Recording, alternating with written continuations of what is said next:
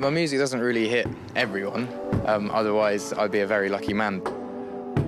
It should hit some people today, hopefully. If there are some fans of folk music and some fans of rap music and some fans of soul music who are there, they might dig it. Ed Sheeran has managed in just 9 short years to go from homeless singer busking on the streets to Richard Mille wearing, rich list topping and Rick Ross on his remixes. These achievements are even more impressive when you remember that he's a soulless ginger.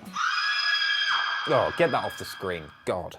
Yes, over the years, Ed has managed to overcome his image as a specky ginger twat with a guitar to become one of the richest and most successful specky ginger twats with guitars.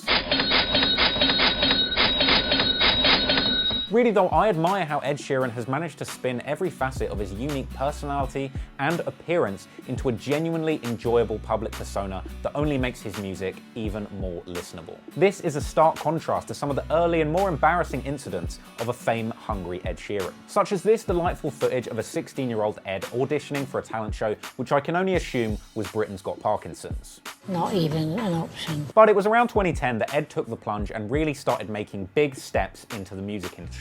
And surprisingly, it didn't actually take long for Ed to find his audience amongst the hip-hop fans all over the world. In fact, early in his career, Ed was featured on the British grime platform SBTV, which gave him the clout that he needed to be taken seriously with a British hip-hop audience. This actually got him noticed by English rapper, singer and job seeker Example, who took Ed on tour with him. And it was while these two were together in an alleyway that they made history by recording the legendary song, The Nando's Skank, which was an ode to the mythical Nando's Black Card, which entitles its owner to unlimited peri peri chicken for life. Nando's I desire. I'll give it to you anytime you want, babe.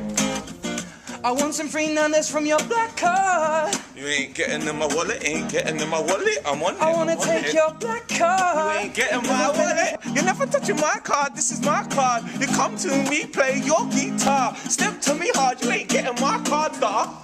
I want some Nando's. In fact, during his pre-come up, Ed was able to befriend a who's who of British underground hip-hop royalty, including several people who are actually friends of mine. Ed was actually early to befriend the trumpet-blowing chart toppers Rizzle Kicks way back when he was 16. He eventually wound up sleeping on their couch, as was seen in the music video for When I Was a Youngster, and he even brought them out to his Madison Square Garden show after he blew up.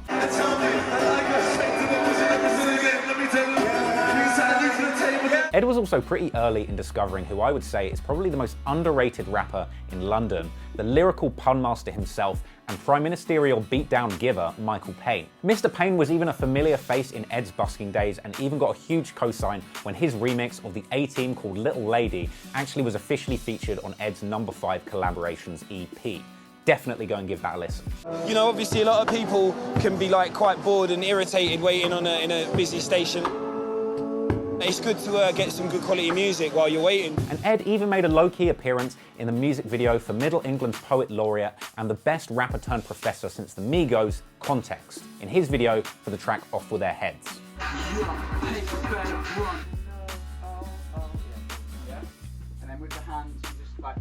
So basically, not only is Ed Sheeran one of the best singer-songwriters in history, but he also has better taste in underground hip-hop than you. Take that, Drake. But unfortunately, all of that love that Ed was getting in the UK scene, hip-hop and otherwise, wasn't necessarily translating into rapid musical success. So in 2010, he decided at the ripe age of 19 to head to Los Angeles and try and make it in the music industry with no contacts or no place to stay. And it was whilst couch surfing in LA that he would come across one of the most talented comedians to ever fuck the stool at Def Comedy Jam, civil rights activist who single-handedly freed the slaves, and the winner of the world's most elaborate Ray Charles lookalike contest in history, Jamie Foxx. And whilst in Los Angeles, Ed was playing non-stop, performing at any open mic that would allow gingers. And one special evening, Ed ended up playing an open mic slot at an unfortunately titled club called the Foxhole. Turns out that the Foxhole actually was Jamie Foxx's own live music night, and interestingly, the Foxhole was also the name of one of his early comedy VHS specials,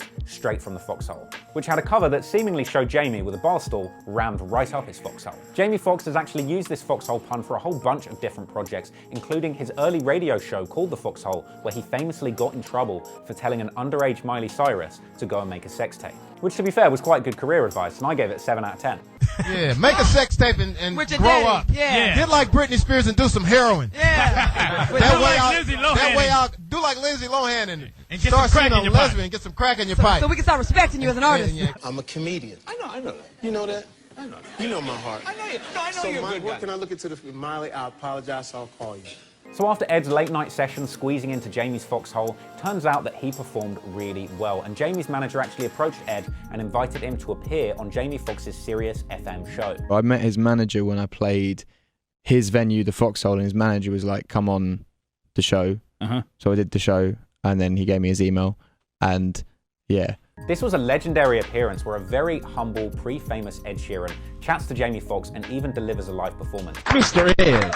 What's up, I believe he's from Ireland. No, from London, just London. Irish. Oh, Bravehearts. Yeah. And I'm having sex, I'm making love. Come and give me a hug. Feeling and getting rough. You can find me in the club. Mommy, I got the execute and taking drugs. And this recording is incredibly underrated and it's still pretty undiscovered to this day, only having around 10,000 views when I made this video. I gotta say, this is one of the best radio appearances I've ever heard, and Ed just oozes charisma, and he even goes on to shout out his native grime music from back home. And bear in mind, this is 5 years before Drake and Kanye West would even discover that they could get clout by shouting out grime music. Grime is it's not a genre that I'm in, but it's a genre that I work in a lot, and it's basically the equivalent of hip hop, but for us, and it's come from the underground. You can tell that Jamie and the whole team are thoroughly impressed by Ed during this interview, and it's pretty inspiring to hear him say at the end that his goal is to just make a classic album that people still want to listen to in 10 years' time, and to be touring constantly. And tell you what, he wasn't far off the mark. This kid is fire engine red hair. I mean, firecracker red hair. I mean, you are really London. You really giving us the Caucasian right now. For you, what would be the dream come true? I don't know, really. Having a record that would be listened to in 10 years' time and still seen as good as it was when it came out. Oh, wow. But playing live for me is the main thing. So if I was just able to tour non-stop, playing in front of people that knew my music and liked my music, and yeah, that would be the dream, I guess. Well, we can make that happen, brother. Yeah. Really, seriously, that's absolutely amazing. Right. Give it up once again for Ed Sheeran in the building. Now after this, Jamie was so impressed that he decided to put Ed through a trial by fire, getting him to play a very challenging urban room that he ran. And apparently after surviving this ordeal, Jamie was so impressed that he invited Ed to come to his home studio and even gave him a couch to crash on, at which he stayed for 6 whole weeks. Couldn't get rid of the guy. Ed Sheeran slept on my couch for 6 weeks.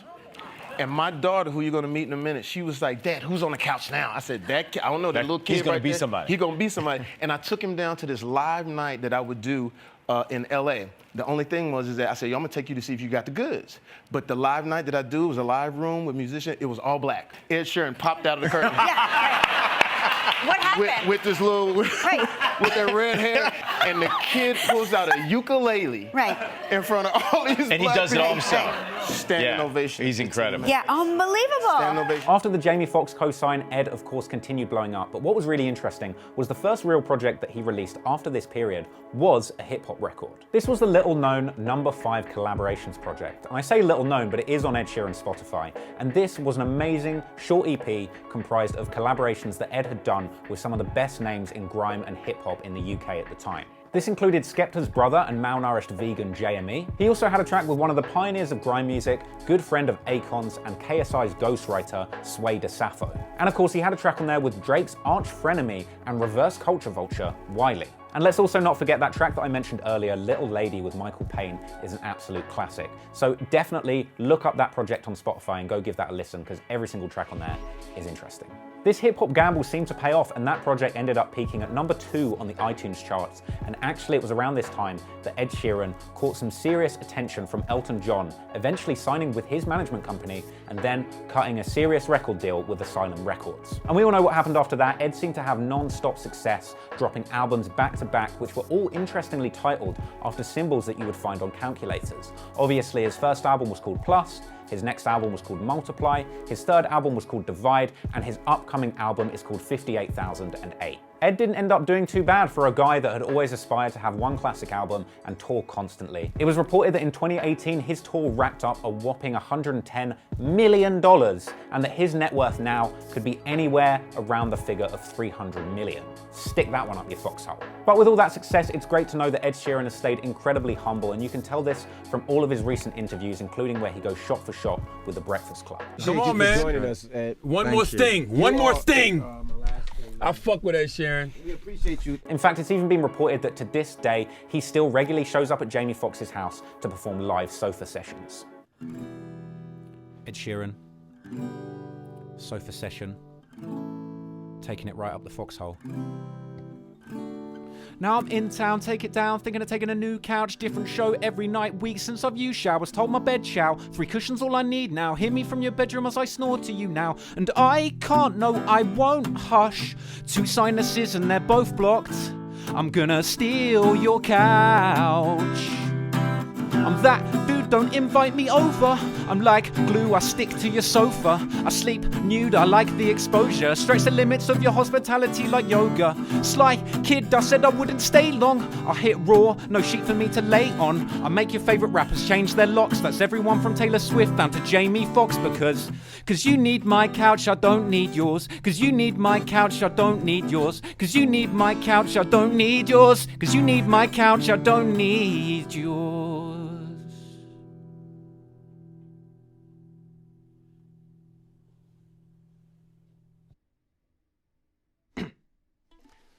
I hope you enjoyed that video, and I definitely recommend, if you're an American getting into UK music and you like a bit of Ed Sheeran and hip hop, go and check out his No. 5 Collaborations project. It's really great, it's really interesting. All of the people that featured on there are absolute legends in the British scene, especially Michael Payne, who I want to give a huge shout out to. He's actually someone that I know personally, who I've worked with in the past, so he is just a straight legend. So go and stream that album, go and check out all of the people that are on that album. If you're American, if you're English, the whole thing's fire.